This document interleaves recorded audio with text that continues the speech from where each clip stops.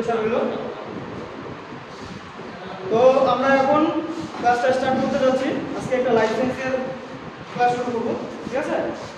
ক্লাসে যারা পুরনো আছো তারা হয়তো পেয়েছো, তো বেশিরভাগ দেখছি নতুন আছে এখানে, বা আমি যখন পড়িয়েছি তখন অনেকে সেটা অ্যাবসেন্ট ছিলেন।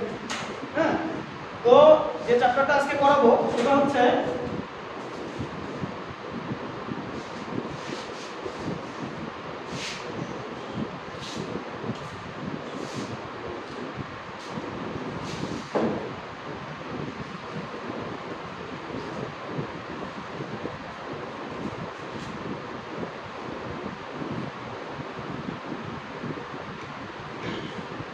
সেল অ্যান্ড সেল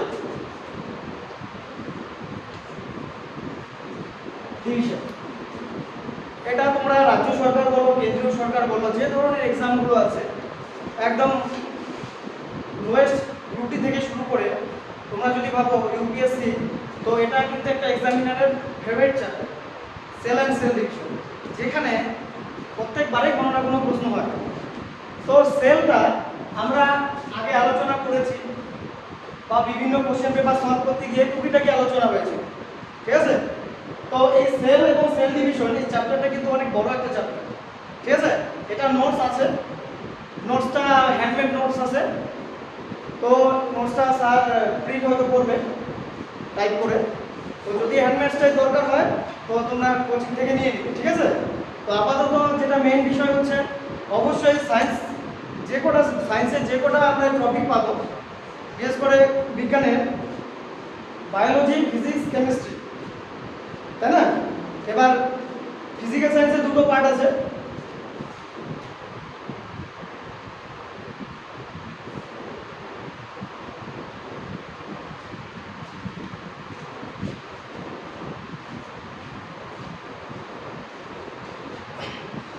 যেমন জীববিদ্যা, সেটা বায়োলজি আকারে আমরা চিনি, আর পদার্থবিদ্যার দুটো শাখা আছে, সেটা হচ্ছে একটা রসায়ন, ভৌতবিজ্ঞানের দুটো শাখা, একটা হচ্ছে পদার্থবিদ্যা আর রসায়ন, তাই না? তো এই তিনটা সাবজেক্ট বিশেষ করে তোমরা যদি বুঝে পড়ো তোমাদের কাছে কিন্তু অনেক কার্যকারী হবে। যে নোটসগুলো তোমরা পাবে বা প্রোভাইড করা হবে সেগুলো কিন্তু অনেক কার্যকারী হবে। তো এই জন্য কনসেপ্টটা একটু জানাটা জরুরি, কারণ কনসেপ্ট না জানলে সায়েন্সের সাবজেক্টগুলো মুখস্থ করাটা অনেকটা টাফ হয়ে যায়, কারণ এর ভিতরে এত কিছু আছে যেটা কনসেপ্ট না বুঝলে মনে রাখা সম্ভব। তো যাই হোক, আমরা এখন সাবজেক্টে ঢুকি। তো এই যে কোষ এবং কোষ বিভাজন, আমরা কোষের সংজ্ঞা কি জানি? যে কোষ হচ্ছে জীবের গঠনগত এবং কার্যগত একক, তাই তো? জীবের গঠনগত এবং কার্যগত একক হচ্ছে কোষ, অর্থাৎ প্রত্যেকটা জীব কি দিয়ে তৈরি? কোষ দিয়ে তৈরি, ঠিক আছে? অর্থাৎ কোষ দিয়ে যেরকম জীবদেহ গঠিত হয় এবং জীবদেহের যে যাবতীয় বিপাক ক্রিয়াগুলো সেগুলো কিন্তু কোষ দ্বারা নিয়ন্ত্রিত। এই জন্য কোষকে একদিকে যেরকম হচ্ছে কি বলা হয় গঠনগত একক, তেমনি আরেকদিকে বলা হচ্ছে কি কার্যগত একক, ঠিক আছে? এই কোষ যে শব্দটা সেটা একটা ইংরেজি শব্দ, সেটা কি সেলুলার কথাটা থেকে এসেছে, ঠিক আছে? যে বিজ্ঞানী কি রবার্ট হুক কত সালে 1665 খ্রিস্টাব্দে, ঠিক আছে, তিনি মৃত কোষ আবিষ্কার করেন। সে নিজের তৈরি মাইক্রোস্কোপের সাহায্যে, ঠিক আছে, প্রথম কি কোষকে পর্যবেক্ষণ করে, কে? মৃত কোষ। এবার তারপরে বিজ্ঞানী লিউয়েন হুক, তাই না, বা লিউয়েন হক কোথাও বাবা, তিনি হচ্ছে সজীব কোষ আবিষ্কার করেন। তো এই যে কোষের আবিষ্কার, ঠিক আছে? এবার কোষ আমরা কি দেখতাম যে কোষ দুই ধরনের, একটা আদি কোষ বা প্রোক্যারিওটিক কোষ, আর একটা হচ্ছে আদর্শ কোষ বা হচ্ছে ইউক্যারিওটিক কোষ। যত নিম্ন শ্রেণীর জীবগুলো আছে তাদের মধ্যে আমরা এই প্রোক্যারিওটিক কোষটা দেখব, যে কোষটা হচ্ছে কি এই পর্দা ঘেরা কোষ অঙ্গাণু থাকে না, মানে অসম্পূর্ণ কোষ। আর ইউক্যারিওটিক কোষটা হচ্ছে একটা উন্নত জীব দিয়ে পাওয়া যায়, এর মধ্যে কোষের যাবতীয় অঙ্গাণুগুলো উপস্থিত থাকে। এই হচ্ছে আদি কোষ আর আদর্শ, ঠিক আছে? এবার কোষের অঙ্গাণুগুলো সম্পর্কে বলা হয়েছিল যে একটা কোষ গোলাকার বা ডিম্বাকার হয়। এই কোষের বাইরে যে গোলাকৃতির অংশটা যে আমি করলাম এটা হচ্ছে কোষ পর্দা। উদ্ভিদ দেহের ক্ষেত্রে অনেকটা এরকম আয়তাকার হয়। এই কোষ পর্দার বাইরে একটা কি নির্জীব একটা উপাদান থাকে। কোষ প্রাচীর, কোষ পর্দা হচ্ছে সজীব উপাদান, আর কোষ প্রাচীর হচ্ছে নির্জীব, যেটা উদ্ভিদ দেহে একমাত্র থাকে। তাহলে কোষ প্রাচীর কোথায় দেখা যায়? অবশ্যই হচ্ছে উদ্ভিদ কোষে। প্রাণী কোষে কোষ প্রাচীর থাকে না, ঠিক আছে? এই কোষ প্রাচীর এবং কোষ পর্দার ভেতরে কোষীয় অঙ্গাণুগুলো থাকে, ঠিক আছে? এখানে একটা জলীয় অংশ থাকে জেলির মতো ধাত্রের ন্যায়, সেটা হচ্ছে সাইটোপ্লাজম, ঠিক আছে? এই সাইটোপ্লাজমের মধ্যে কি থাকে? বিভিন্ন কোষ অঙ্গাণুগুলো, যেরকম কি মাইটোকন্ড্রিয়া, গলগি বডি, তারপরে হচ্ছে একটা গোলাকার অংশ বিশেষ থাকে কোষের ভিতরে, যে গোলাকার কোষের ভিতরে অংশটাকে বলা হয় নিউক্লিয়াস। যতগুলো কোষ অঙ্গাণু আছে তার মধ্যে প্রাণী কোষের মধ্যে সবথেকে বড় অঙ্গাণু হচ্ছে নিউক্লিয়াস। তাহলে কোষের, প্রাণী কোষের কোষ অঙ্গাণুগুলোর মধ্যে সবথেকে বড় অঙ্গাণু কোনটা? কোষের নিউক্লিয়াস, প্রাণী কোষের ক্ষেত্রে। আর উদ্ভিদ কোষের ক্ষেত্রে কিন্তু কোষ গহ্বর, অর্থাৎ কোষের ভেতরে এইরকম একটা ফাঁকা অংশ থাকে, সেটা হচ্ছে কোষ গহ্বর। এটা হচ্ছে উদ্ভিদ দেহের সবথেকে বড় অংশ। বোঝা গেল? এবার আমি কোষের যে বিভিন্ন অঙ্গাণুগুলো, তাদের কিছু নাম আছে স্পেসিফিক, তাদের কাজের উপর নির্ভর করে সেই নামগুলো হয়েছে। আমি সেগুলো বলেছিলাম, যেমন মাইটোকন্ড্রিয়াকে কোষের শক্তিঘর বলা হয়, তাই না? রাইবোজোমকে কোষের প্রোটিন ফ্যাক্টরি বলা হয়, কারণ প্রোটিন সংশ্লেষ করে। আর রাইবোজোম আর মাইটোকন্ড্রিয়া কি করে? অর্থাৎ কোষের যাবতীয় বিপাক্রিয়া নিয়ন্ত্রণ করার জন্য যে শক্তি, সেই শক্তিটাকে এটিপির মধ্যে সঞ্চিত রাখে। অর্থাৎ কোষ যখন তার কি বিপাক্রিয়া সম্পন্ন করবে, সেই সময় শক্তি সরবরাহ হবে, তাই না? আমরা খাবার খাই কিসের জন্য? শক্তি বৃদ্ধির জন্য, তাই তো? খাবার না খেলে আমরা কি কাজ করার সামর্থ্য হয়ে উঠবো? তার কোষ একটা বিপাক্রিয়া সম্পন্ন করবে, তার জন্য কোষের কি দরকার? শক্তির প্রয়োজন। সেই শক্তিটা সরবরাহ কে করে? এই জন্য মাইটোকন্ড্রিয়াকে কোষে কি বলা হয়? শক্তিঘর। এবার লাইসোজোম, এটাও একটা কোষীয় অঙ্গাণু। এই লাইসোজোমের কাজ কি? লাইসোজোমকে বলা হয় সুইসাইডাল ব্যাগ বা আত্মঘাতী থলি। অর্থাৎ কোষের ভিতরে কোনো জীবাণু দ্বারা যদি আক্রমণ ঘটে বা কোনো বিজাতীয় বস্তু দেখা যায় কোষের ভিতরে বা প্রবেশ করে, সেটাকে ধ্বংস করার পরে নিজেও ধ্বংস হয়ে যায়। তাহলে আমরা জানি যারা নিজে মারা যায় তাদেরকে আপনি কি বলি? সুইসাইড করা বলি না? তাহলে ও বিজাতীয় বস্তু বা জীবাণুটাকে ধ্বংস করার পরে নিজেও ধ্বংস হচ্ছে। এই জন্য লাইসোজোমকে কি বলা হয়? আত্মঘাতী থলি বলা হয়। বুঝতে পারলে? এবার গোলগি বডি, এটা কোষীয় একটা অঙ্গাণু। এই গোলগি বডির কাজ হচ্ছে কোষের ক্ষরণ নিয়ন্ত্রণ করা, বিভিন্ন রাসায়নিক বস্তুকে ক্ষরণ করে। ক্ষরণ মানে নিঃসরণ করে, ঠিক আছে? একে কি বলা হয়? কোষের ট্রাফিক পুলিশ। কোষের ট্রাফিক পুলিশ কাকে বলা হয়? গোলগি বডি, তাই না? তো এই Golgi body, mitochondria, lysosome, ribosome, এগুলো উদ্ভিদ কোষেও থাকে, প্রাণী কোষেও থাকে। কিন্তু তার মধ্যে স্পেসিফিক কয়েকটা জিনিস আছে যেগুলো উদ্ভিদ কোষে এবং প্রাণী কোষের মধ্যে, দুইটার মধ্যে অ্যাভেলেবেল থাকে না। যেরকম উদ্ভিদ কোষে কোষ প্রাচীর থাকে, প্রাণী কোষে কোষ প্রাচীর থাকে না, ঠিক আছে? এই কোষ প্রাচীরের কাজ কি? কোষ প্রাচীরের কাজ হচ্ছে উদ্ভিদ দেহে যে বাইরে থেকে যদি কোনো আঘাত আসে, সেই আঘাত থেকে কোষকে কি করা? রক্ষা করা। মানে একটা প্রাচীর মানে কি? একটা প্রাচীর কি করে? বাড়িটাকে প্রোটেকশন দেয়, দেয় কি না? বাড়ির বাইরে থেকে চোর ডাকাত যাতে বাড়িতে প্রবেশ করতে না পারে, তাই না? তো সেরকম উদ্ভিদের কোষ প্রাচীর কি করে? উদ্ভিদের যে কোষ প্রাচীরের ভেতরের যে অংশটা আছে, সেই অংশটাকে কি করে? প্রোটেকশন দেয় বা প্রতিরক্ষা করে বা আত্মরক্ষা করে, ঠিক আছে? এবার এই উদ্ভিদ এবং প্রাণী কোষের মধ্যে উদ্ভিদ কোষে একটা গুরুত্বপূর্ণ অঙ্গাণু আছে, সেটা হচ্ছে প্লাস্টিড, ঠিক আছে? এই প্লাস্টিডটা আবিষ্কার করে বিজ্ঞানী হচ্ছে শিল্পার। হ্যাঁ, যেরকম গোলগি বডি হচ্ছে ক্যামিলো গোলগি, ঠিক আছে? যেমন নিউক্লিয়াস হচ্ছে রবার্ট ব্রাউন। এই যে কোষীয় অঙ্গাণুগুলো কে কোনটা আবিষ্কার করছে তোমরা কিন্তু এগুলো পড়ে নেবে, অনেক সময় আবিষ্কারকের নাম আছে, ঠিক আছে? তো যাই হোক, কি বললাম? প্লাস্টিড উদ্ভিদ কোষে দেখা যায়, প্রাণী কোষে দেখা যায়। আরেকটা জিনিস আছে উদ্ভিদ, যেটা প্রাণী কোষে দেখা যায়, উদ্ভিদ কোষেও দেখা যায়, কিন্তু নামটা আলাদা। যেমন উদ্ভিদ কোষে একটা জিনিস আছে, সেটার নাম হচ্ছে মাইক্রোটিউবিউল। কি? মাইক্রোটিউবিউল। স্টিকের মতো হয়, এরকম এরকম স্টিক, পাটকাঠির মতো, যেটা কোষ বিভাজনের সময় ডেমতন্তু গঠন করে। আমরা যখন কোষ বিভাজন করব তখন দেখব, ঠিক আছে। আর প্রাণী কোষে ওই জিনিসটাই থাকে, ওইরকম একটা জিনিস যেটাকে বলা হয় সেন্ট্রোজোম। কি সেন্ট্রোজোম? যে সেন্ট্রোজোমের মধ্যে কি থাকে? সেন্ট্রিওল। এই সেন্ট্রিওলগুলো কেমন হয়? এরকম কতগুলি স্টিক দিয়ে গঠিত, তন্তু দিয়ে। ঠিক আছে। তো এটার নাম হচ্ছে উদ্ভিদ কোষের ক্ষেত্রে মাইক্রোটিউবিউল, প্রাণীদের ক্ষেত্রে কি সেন্ট্রোজোম। ঠিক আছে। তো এই অঙ্গাণুগুলো হচ্ছে কোষীয় অঙ্গাণু। আমি আরেকবার রিভিশন করে দিলাম। ঠিক আছে। এবার আমরা যে আজকে মেইনলি যেটা আলোচনা করব সেটা হচ্ছে কোষ বিভাজন বা সেল ডিভিশন। খুবই ইম্পর্টেন্ট একটা টপিক। ঠিক আছে।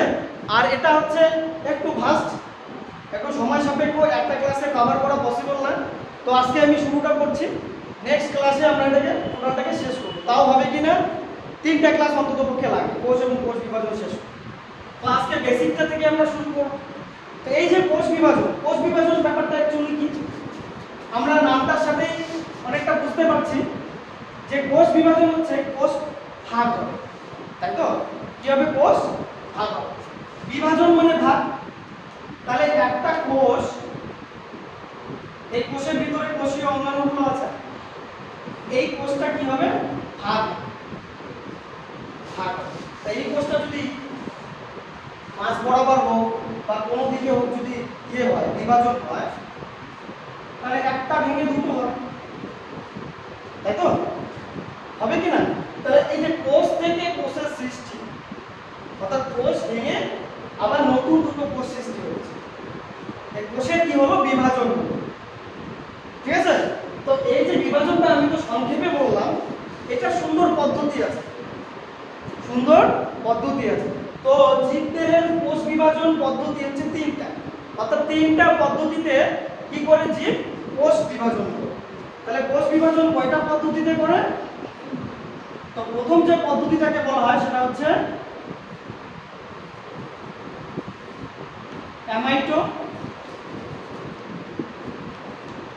অ্যামাইটোসিস কোষ বিভাজন। কি 1 নাম্বার হচ্ছে অ্যামাইটোসিস কোষ বিভাজন, বা এটাকে প্রত্যক্ষ বিভাজনও বলা হয়। কি বিভাজন? প্রত্যক্ষ কোষ বিভাজন। প্রত্যক্ষ কোষ বিভাজন বলা হয়। এদের ডিটেইলস আমরা পরে পড়ছি। যেহেতু কোষ বিভাজন পদ্ধতি বলছি, তো কোষ বিভাজনকে কয়টা পদ্ধতিতে ভাগ করা যায়? দুটো আর 3টা। 3টার মধ্যে প্রথম পদ্ধতিটা হচ্ছে কি? অ্যামাইটোসিস। 2 নম্বরে হচ্ছে মাইটোসিস। এটা অনেক নাম আছে, তার একটা নাম জেনে নেই, মাইটোসিস বা সদৃশ্য বিভাজন। এটা একটা কোষ বিভাজনের পদ্ধতি। 3 নাম্বার পদ্ধতি হচ্ছে মিয়োসিস,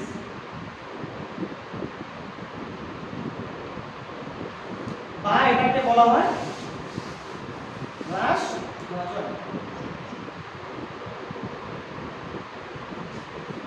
তাহলে জীব, এখানে জীব বলতে উদ্ভিদ বা প্রাণী দুটোকেই বোঝানো হচ্ছে। ঠিক আছে। তো এই যে জীব, এই 3টা পদ্ধতিতে কোষ বিভাজন করে। ঠিক আছে। এবার এই 3টা পদ্ধতির মধ্যে প্রথম যে পদ্ধতিটা আছে সেটা হচ্ছে অ্যামাইটোসিস বা প্রত্যক্ষ বিভাজন। তো এই অ্যামাইটোসিস বা প্রত্যক্ষ বিভাজন কি, এটা আমরা এখন জানবো। যে এই অ্যামাইটোসিস বা প্রত্যক্ষ বিভাজনে কি হয়? যে একটা কোষ,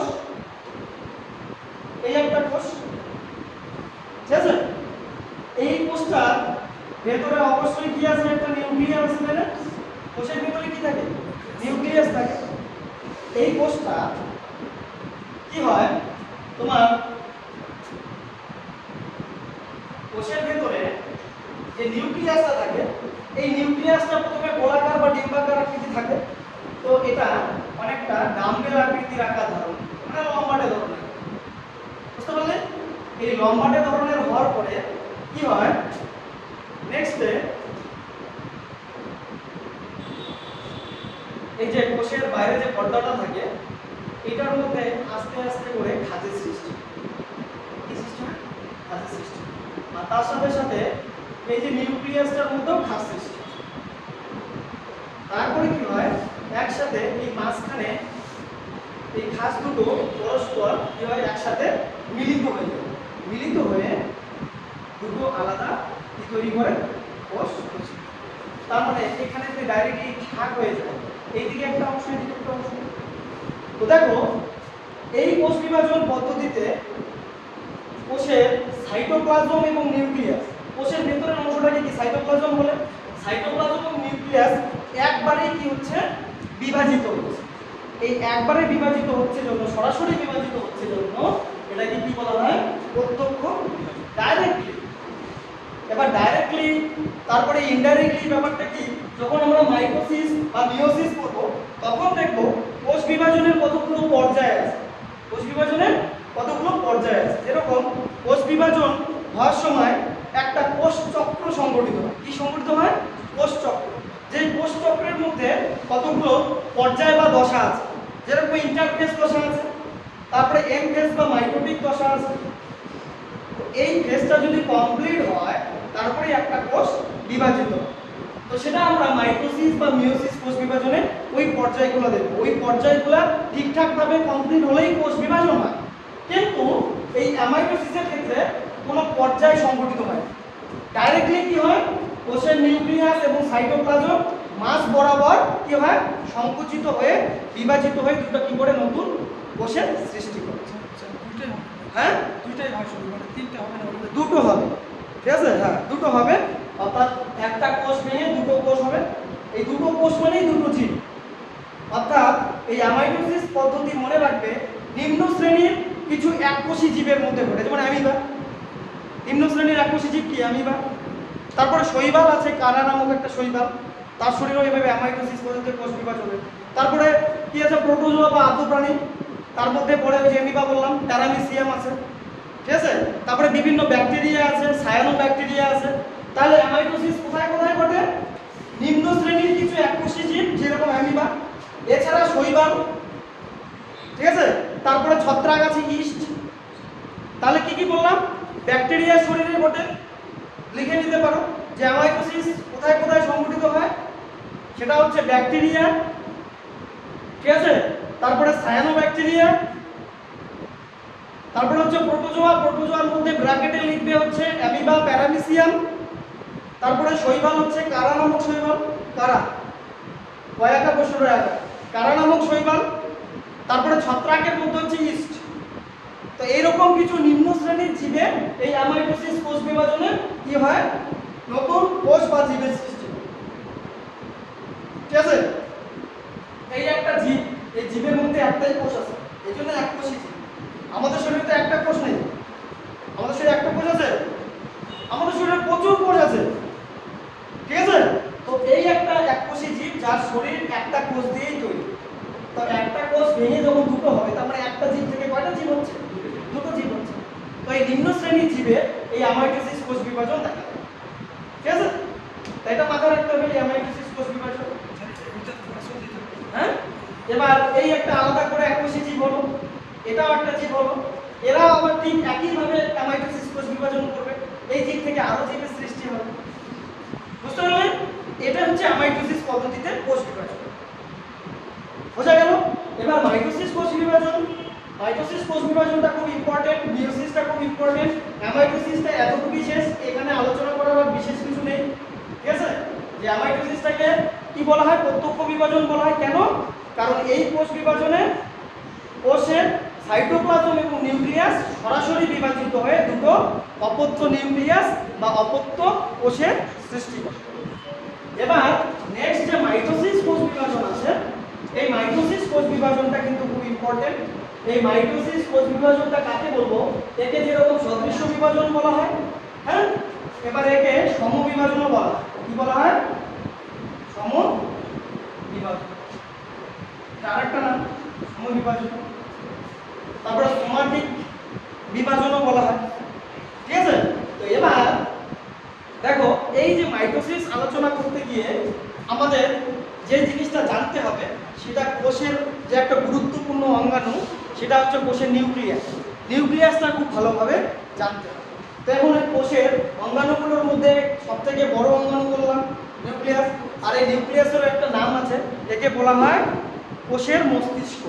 নিউক্লিয়াসকে কাকে কোষের মস্তিষ্ক বলা হয়, নিউক্লিয়াসকে। অর্থাৎ যেমন আমাদের শরীরে অর্থাৎ মানুষের শরীরে যেরকম আমাদের কালকে আমরা বললাম না যে আমাদের স্নায়ু কেন্দ্র দুটো, একটা হচ্ছে মস্তিষ্ক আর একটা সুষমা কাণ্ড। তো কোষের যেরকম মস্তিষ্ক হচ্ছে কি, কোষের মস্তিষ্ক হচ্ছে নিউক্লিয়াস, অর্থাৎ এই নিউক্লিয়াসটা কোষের বিভিন্ন যাবতীয় কার্যকলাপগুলোকে নিয়ন্ত্রণ করে। যেরকম আমাদের মস্তিষ্ক আমাদের শরীরে কি করে যাবতীয় ক্রিয়াকলাপগুলোকে নিয়ন্ত্রণ করে, সেরকম কোষেরও যাবতীয় ক্রিয়াকলাপগুলোকে কে নিয়ন্ত্রণ করে? নিউক্লিয়াস। এবার এই নিউক্লিয়াসটা বলছিলাম কি, যে নিউক্লিয়াস হচ্ছে কোষের ভিতরে একটা গোলাকার বা ডিম্বাকার অংশ, যার ভেতরে একটা আবার গোলাকার অংশ থাকে। তো এটাকে যদি আমরা জুম করে দেখি, তাহলে জুম করে দেখলে একটু বড় করে দেখি, তো এই নিউক্লিয়াস এটা হচ্ছে নিউক্লিয়াস। এই নিউক্লিয়াসে যেমন কোষের বাইরে কোষ পর্দা থাকে, তেমনি নিউক্লিয়াসের বাইরেও কি থাকে? নিউক্লিয় পর্দা। যেহেতু নিউক্লিয়াসের পর্দা, তাই এর বাইরের পর্দাটাকে বলা হচ্ছে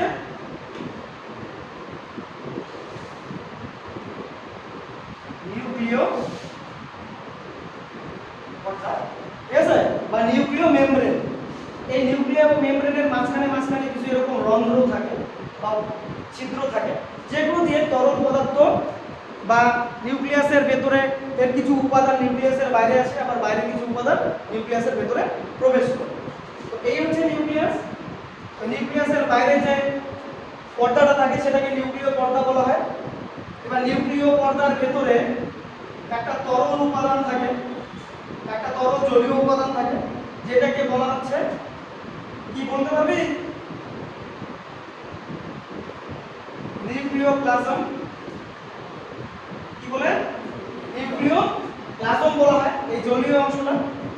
এই জলীয় অংশের মধ্যে জালের মতো জালকাকার সুতোর মতো অংশ থাকে, যেটা খুব ইম্পর্টেন্ট।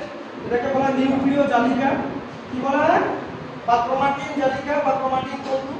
নিউক্লিয়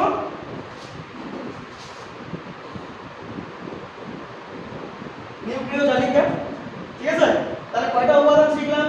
নিউক্লিয় পর্দা, নিউক্লিওপ্লাজম, নিউক্লিয় জালিকা, আর নিউক্লিয়াসের মধ্যে একটা ঘনকাকৃতি গোলাকার অংশ দেখা যায় নিউক্লিয়াসের ভেতরে, যেটা অ্যাকচুয়ালি রাইবোজোম জমে জমে সৃষ্টি হয়। কি? রাইবোজোম জমে জমে, রাইবোজোম তো দানাদার অংশ, দানার মতো, সেই দানাগুলোকে একখানে করলে কি এরকম ফল লাগবে?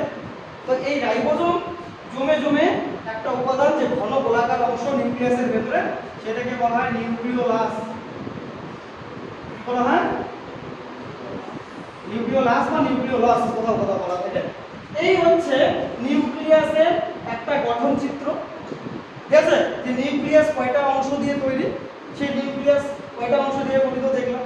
তার মধ্যে সবথেকে গুরুত্বপূর্ণ অংশ হচ্ছে নিউক্লিয়াসের ভিতরে এই নিউক্লিয় জালিকা বা ক্রোমাটিন জালিকা, ঠিক আছে। এই ক্রোমাটিন জালিকায় হচ্ছে কি, এই ক্রোমাটিন জালিকায় আস্তে আস্তে করে ঘনীভূত হয়ে হয়ে, মানে প্যাচ হয়ে হয়ে হয়ে হয়ে ক্রোমোজোম সৃষ্টি করে। কি সৃষ্টি করে? ক্রোমোজোম, যেটা একটা important part of cell or nucleus. কারণ এই ক্রোমোজোমের মধ্যে আবার একটা গুরুত্বপূর্ণ অংশ থাকে, সেটাকে বলে ডিএনএ। কি থাকে? ডিএনএ বা আরএনএ। ডিএনএ এর ফুল ফর্ম কি? এক্সামে আছে ডিঅক্সিরাইবো নিউক্লিক অ্যাসিড। আরএনএ এর ফুল ফর্ম কি? Ribo nucleic acid. এরা কি করে? তোমার এই ডিএনএ বা আরএনএ, বিশেষ করে ডিএনএ এর মধ্যে একটা গুরুত্বপূর্ণ উপাদান থাকে জিন। যে জিন আমি এর আগের দিনে বলছি, অর্থাৎ কালকে, যে এই ডিএনএ এর মধ্যে যে জিন থাকে, এই জিন হচ্ছে কি আমাদের বংশ পরম্পরায় বংশগত বৈশিষ্ট্যগুলোকে জনুক্রমে, অর্থাৎ এক জন্ম থেকে আরেক জন্ম বা এক প্রজন্ম থেকে আরেক প্রজন্মে বা বংশানুক্রমে কি করে সঞ্চালন করে। অর্থাৎ আমাদের পূর্বপুরুষদের যে চারিত্রিক বৈশিষ্ট্যগুলোকে, সেগুলোকে পরবর্তী প্রজন্মে কি করে সঞ্চারিত করে। এটা কি করে? জিন করে। তো এই যে ক্রোমাটিন জালিকা বা ক্রোমাটিন তন্তু, এই ক্রোমাটিন তন্তুই হচ্ছে কি ক্রোমোজোম। তো ক্রোমোজোম তোমরা যদি কার্যগতভাবে বলো, ক্রোমোজোম কার্যগতভাবে দুই রকমের হয়। একটা তোমার দেহকোষ গঠন, যে ক্রোমোজোমগুলো দেহ আমার দেহের চারিত্রিক বৈশিষ্ট্যগুলো নির্ণয় করে, এগুলোকে বলা হয় অটোজোম। আর যেগুলো আমাদের জন্মগত, অর্থাৎ প্রজননে সাহায্যকারী যে ক্রোমোজোমগুলো সেগুলোকে বলা হচ্ছে সেক্স ক্রোমোজোম বা অ্যালোজোম।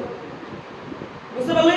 তাহলে ক্রোমোজোমের যদি কার্য অনুযায়ী ক্রোমোজোমকে ভাগ করি, তাহলে কার্য অনুযায়ী আমরা দুই রকমের ক্রোমোজোম পাবো। একটা হচ্ছে অটোজোম পাবো, আর একটা পাবো সেক্স ক্রোমোজোম। তাহলে এই ক্রোমোজোম যদি বলি, এই সংখ্যাগুলো মনে রাখতে হবে।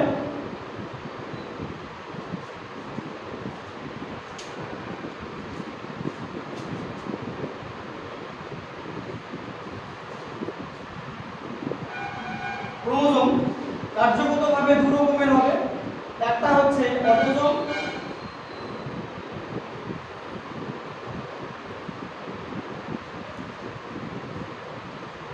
আর একটা হচ্ছে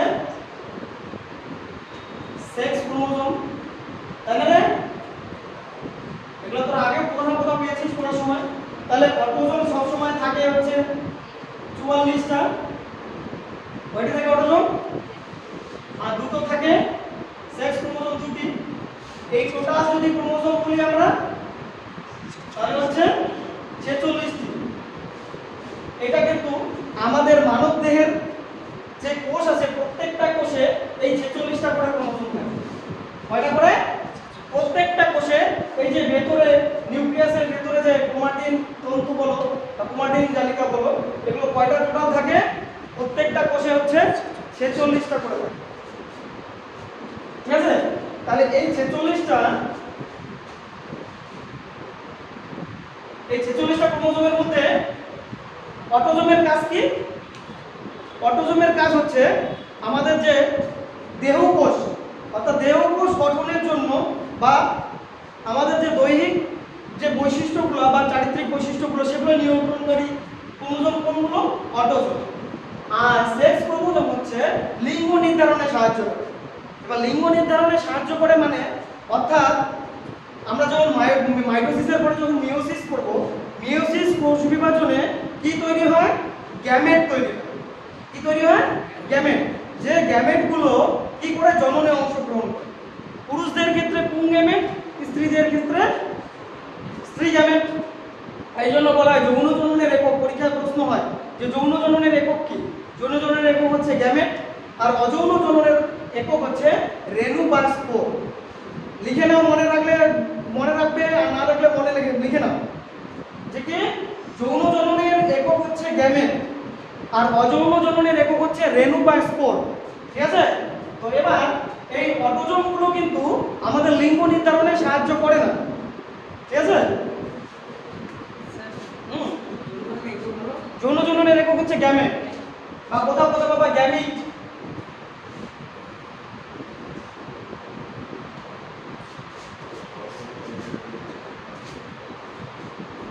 তাহলে এই যে অটোজোমগুলো আছে আমাদের দেহকোষের বিভিন্ন বৈশিষ্ট্যগুলোকে নিয়ন্ত্রণ করে, আর সেক্স ক্রোমোজোমগুলো কি বললাম? লিঙ্গ নির্ধারণে সাহায্য করে। এই সেক্স ক্রোমোজোম আমি বলছিলাম যে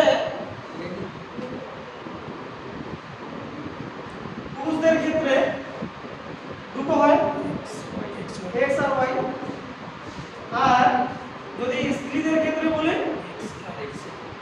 দুটোই সেম থাকে, এক্স এক্স। ঠিক আছে? এই যে এই দুটো হচ্ছে। তাহলে বলো তো পুরুষদের ক্ষেত্রে যে 46টা ক্রোমোজোম সেটা কি রকম হবে? পুরুষদের ক্ষেত্রে 46টা ক্রোমোজোম হবে, 44টা অটোজোম হবে, প্লাস কি হবে? X y. এই দেখো 44 আর 2 এ 46টা। এটা হচ্ছে পুরুষদের ক্ষেত্রে। এবং স্ত্রীদের ক্ষেত্রে কেমন হবে? 44টা অটোজোম প্লাস এক্স, এই যে 44 আর 2 এ 46টা। হ্যাঁ বলো, এটা হচ্ছে 44টা অটোজোম আর দুটো সেক্স ক্রোমোজোম, একটা এক্স একটা ওয়াই। ঠিক আছে? এবার দুটো এক্স ওয়াই তুমি যেটা বলছো সেটা পরে আসতেছে ওই জায়গাটাতে। এই যে 44টা সাথে দুটো সেক্স ক্রোমোজোম, এটা স্ত্রীদের ক্ষেত্রে, এটা পুরুষদের ক্ষেত্রে। এবার যে এই লিঙ্গ নির্ধারণে সাহায্যকারী যে এক্স ওয়াই বা এক্স এক্স, এই ক্রোমোজোমগুলো কিন্তু জননে অংশগ্রহণ করে। এবার জননে অংশগ্রহণ করার সময় যদি পুরুষদের এক্স এর সাথে মহিলাদের এক্স গ্যামেটটা মিলিত হয়, তাহলে এখান থেকে XX, তার মানে এটা কন্যা সন্তান হবে। বোঝা গেল? আর পুরুষদের মহিলাদের X এর সাথে পুরুষদের যদি এই Y ক্রোমোজোমটা মিলন হয় তখন XY মানে এই সন্তানটা কি হবে? ছেলে সন্তান। বোঝা গেল? তাহলে কখন কন্যা সন্তান হবে, কখন পুত্র সন্তান হবে, এটার চান্স কিন্তু 50-50। আমরা বলতে পারবো না যে একটা সন্তান পৃথিবীতে জন্মগ্রহণ করবে সেটা ছেলে হবে না মেয়ে হবে, তার চান্স কি 50-50 চান্স। ছেলে হতে পারে, মেয়েও হতে পারে। বুঝতে পারলেন?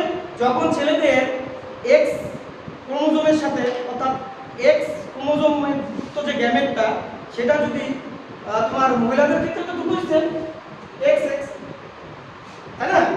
এখানে দুটো X মানে দুটোই একই রকম, কিন্তু XY ক্রোমোজোম কিন্তু একই না, দুটো আলাদা।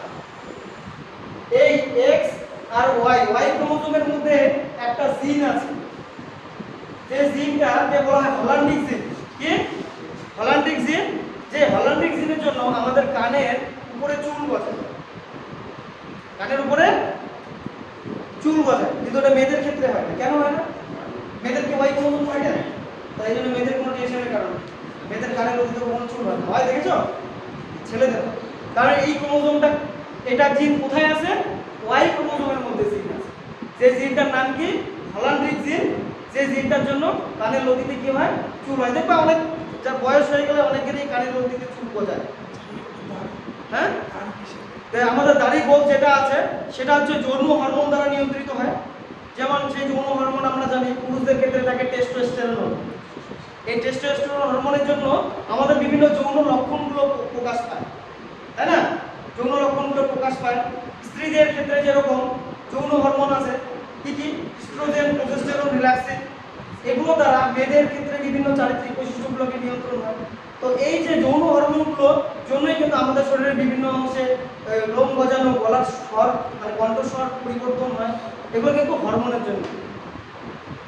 কারণ ছোটবেলায় আমাদের ভয়েসটা যেরকম থাকে, আস্তে আস্তে যখন বড় হই আমাদের গোপ দাড়ি হয়ে যায়, গলার ভয়েস চেঞ্জ হয়, আমাদের শারীরিক পরিবর্তন আসে। ঠিক আছে? এই শারীরিক পরিবর্তনগুলো এগুলোর জন্য কিন্তু আমাদের দায়ী হচ্ছে কি? যৌন হরমোন। ঠিক আছে? তো এই যে ক্রোমোজোম সম্পর্কে এই কথাগুলো বললাম, এগুলো ক্রোমোজোমের কিন্তু কার্য অনুসারে আমাদের শরীরে যে ক্রোমোজোমগুলো আছে, অর্থাৎ প্রত্যেকটা কোষে কয়টা করে ক্রোমোজোম আছে? প্রত্যেকটা কোষে ক্রোমোজোম আছে হচ্ছে কি? 46টা। এগুলো হচ্ছে সব মাতৃকোষ, অর্থাৎ যে কোষটা বিভাজন হবে, অর্থাৎ আমরা যে বিভাজনটা দেখলাম, যে কোষটা ভাগ হয়ে দুটো কোষ হলো, সেই কোষটাকে কিন্তু বলা হচ্ছে কি? মাতৃকোষ, জনিত্রী মাতৃকোষ। ঠিক আছে? Parental sell. আর যে কোষটা ভেঙে নতুন কোষ হলো সেইগুলোকে বলা হয় অপত্য কোষ। ঠিক আছে? তাহলে জনিত্রী কোষ থেকে কি তৈরি হয়? অপত্য কোষের সৃষ্টি হয়। সেই অপত্য কোষগুলো যখন আবার ভাগ হবে তখন ওরাও কি হিসেবে কাজ করবে? তা ওরাও জনিত্রী হিসেবে কাজ করবে। তাহলে একটা কোষ সৃষ্টি, এই একটা কোষ সৃষ্টি হওয়ার পরে সেই কোষটা আস্তে আস্তে করে বৃদ্ধি হয়ে আকার আয়তনে বাড়বে, পরিণত হবে। আবার সেই কোষটা কি হবে? বিভাজন হয়ে আবার নতুন কোষ সৃষ্টি করবে। তাহলে এই যে পদ্ধতিটা, এই একটা নির্দিষ্ট পদ্ধতির মধ্য দিয়ে এই ঘটনাটা ঘটে, এটাকে বলা হচ্ছে কোষচক্র। তাহলে কোষচক্রটা কি? একটা কোষ সৃষ্টি হওয়ার পরে আরেকটা কোষ সৃষ্টি হওয়া পর্যন্ত যে দশাগুলো অতিক্রম করে সেটা কি বলা হচ্ছে? কোষচক্র। তো এই কোষচক্র কিন্তু আমরা অ্যামাইটোসিসের ক্ষেত্রে দেখি না। ও ডাইরেক্টলি কি হতো? কোষটা কি হয়ে যেত? ভেঙে দুটো আলাদা কোষ তৈরি হতো। কিন্তু আমরা যখন মাইটোসিস বা মিয়োসিস করব সেখানে কিন্তু আমরা এই কোষচক্রটা লক্ষ্য করব। যেরকম এরকম আরো অনেক ধরনের চক্র আছে, তোমরা জলচক্র জানো, কার্বন চক্র, নাইট্রোজেন চক্র, অক্সিজেন চক্র। তো এই জলচক্রটা কি? অর্থাৎ যেটা চক্রাকারে আবর্তিত, অর্থাৎ পুকুরে জল আছে, প্রচন্ড রোদ্রে জল বাষ্পাকারে কি হবে? বাষ্প হয়ে তোমার বায়ুমণ্ডলে কি হবে? মিশে যাবে। জলীয় বাষ্প ছোট ছোট বিন্দু কণা আকারে, তাই না? এবার এই জলীয় বাষ্পগুলো কি হবে? পরস্পর আবার মিলিত হয়ে বড় জলকণা হবে।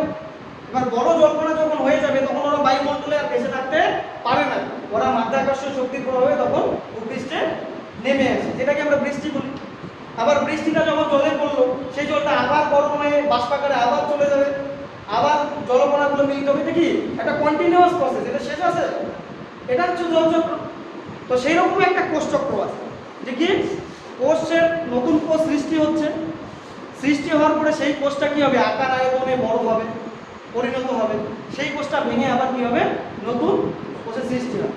এই যে একটা প্রক্রিয়া, এই প্রক্রিয়াটাকে কি বলা হচ্ছে, কোষচক্র। ঠিক আছে? তো এই কোষচক্রটা জানতে গেলে আমাদেরকে প্রথমে যেটা জানতে হবে,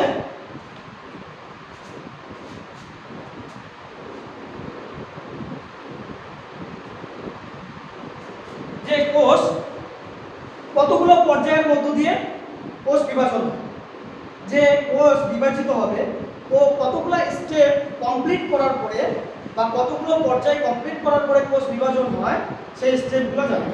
ঠিক আছে? তো আমরা এটাকে ধরে নিলাম একটা কোষ। ঠিক আছে?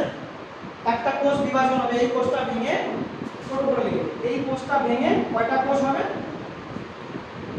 দুটো কোষ, তাই তো?